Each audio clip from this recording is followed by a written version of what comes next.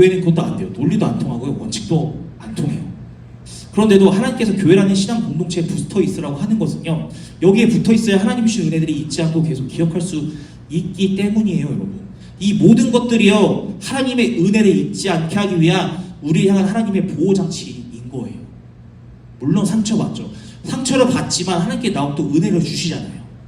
그렇죠? 여러분, 하나님의 은혜를 잊지 않고 계속 기억하고 살아가고 계십니까? 여러분은 여러분을 향한 하나님의 은혜를 망각하지 않고 살아가고 계신가요?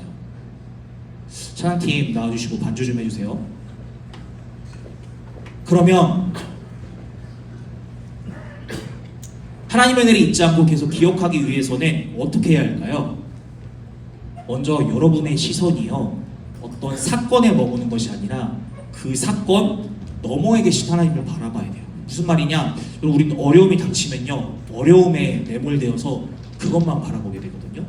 반대로요, 기쁜 일이 생기잖아요. 그럼 기쁜 일에 매몰돼서 그것만 바라보게 돼요. 그런데 우리는요, 그 어떤 어려움도 기쁨도 그것 너머에 계신 하나님을 바라봐야 한다는 거예요. 여호아스가 너무 고통스럽자 그는 고통을 넘어 하나님을 바라봤어요. 그래서 하나님이 들어주셨어요. 근데 여러분, 믿음은 일시적인 게 아니에요.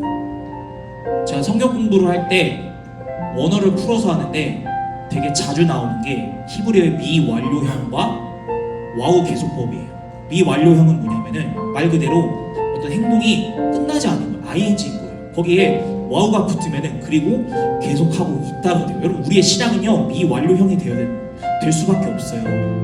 하나님 품으로 가는 그 순간까지 우리의 신앙은 계속 ing라고요. 그렇기 때문에 멈추면 안 돼요. 그래야 여러분이 살아요. 하나님 앞에서 멈추지 마세요, 여러분. 문제가 잘 풀렸어요? 해결됐어요? 더 부르짖으세요. 자신 있으세요? 여러분, 신앙은요, 내가 마음을 들어야 되는 거예요. 내가 싸워야 되는 거예요. 몸부림을 쳐야 되는 거예요. 몸부림치다고 되면 안 돼요. 그럼 왜 몸부림치라고 하는 건가요? 그 몸부림을 하나님께 보이라는 거예요. 간절하며, 여러분. 여러분, 전도서 7장 14절에 이런 말씀이 있습니다. 형통한 날에는 기뻐하고 곤고한 날에는 되돌아보아라. 이 두 가지를 하나님이 병행하게 하사 사람이 그의 장래를 능히 헤아려 알지 못하게 하셨느니라. 여러분, 기쁜 날과 슬픈 날을 하나님이 병행하게 하셨대요. 우리의 인생을 우리가 헤아리지 못하게 하셨대요.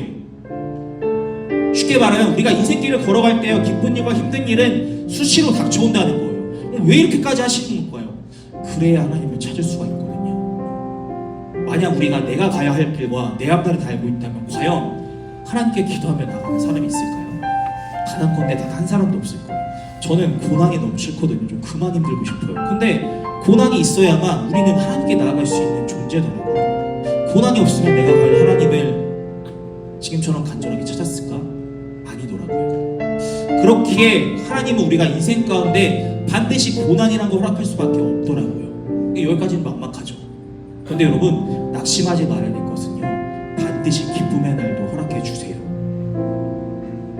그런데 만약 우리가 그 고난이 해결되고 기쁨의 날을 맞이했을 때 우리의 시선이 그 기쁨을 주신 하나님께로 나아가지 못하고 문제 해결에만 매몰되어 있다면요, 여러분, 우리가 본 고난의 의미가 없게 되는 거예요. 여러분, 욥의 그 시간이 어떻게 해서 이렇게 성경에 기록될 수 있는지 아세요? 그의 고통을 넘어서 그가 고통 속에서도 그가 하나님을 회복해 주셨을 때도 그의 시선은 하나님을 향했어요. 그러니까 그의 그 시간이 의미가 있게 된 거예요. 만약 그가 거기서 하나님을 바라보지 않았다면 그 시간은 뭐 세상적으로는 와 다시 복받아 할 수 있지만 아무런 의미가 없는 거예요. 왜요? 우리는 그리스도인이거든요. 여러분, 나의 어리석음으로 있게 되는 어려움이든 사탄의 시험이든 아니면 하나님의 선하신 계획 아래 주신 어려움이든 우리 그 어려움을 넘어 하나님을 보게 될 때요, 하나님의 은혜를 경험할 수 있게 되는 거예요. 그리고 그 은혜를 경험하고 기쁨의 날을 쉴 때 기억하세요. 그 기쁨 넘어 하나님을 바라봐야 우리는 주신 은혜를 망각하지 않고 살아갈 수 있게 됩니다. 힘들 때보다요, 평탄할 때 하나님을 찾는 게 더 믿음이에요. 오늘의 말씀 제목은 회복의 열쇠입니다.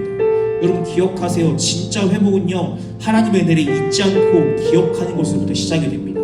여호아스가 하나님의 은혜를 기억하며 살아갔다면 어쩌면 그는 북이스라엘에서 유일하게 하나님의 제대로 섬긴 다윗과 같은 마음으로 평가받았을지예요. 어쩌면 북이스라엘이 멸망의 길로 갔는데 그로 인해서 그게 좀 꺾였을 수가 있겠죠.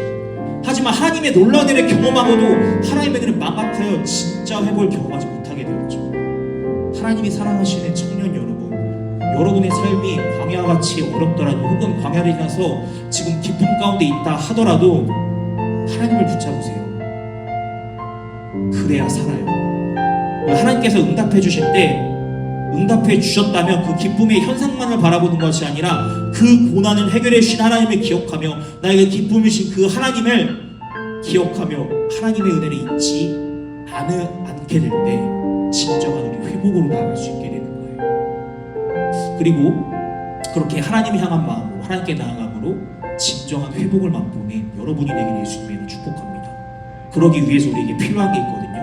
간절함이에요. 간절함. 예수님을 더욱더 사랑할 수 있게 되는 간절함이에요. 그 간절함이 바로 우리의 회복의 열쇠가 되기 때문입니다. 이 시간 하나님 향한 그 간절함을 가지고 나아가는 하나님의 거룩한 백성들이 되기를 예수님의 이름으로 축복합니다. 이 시간 다 함께 자리에 일어나서 우리 더 원합니다.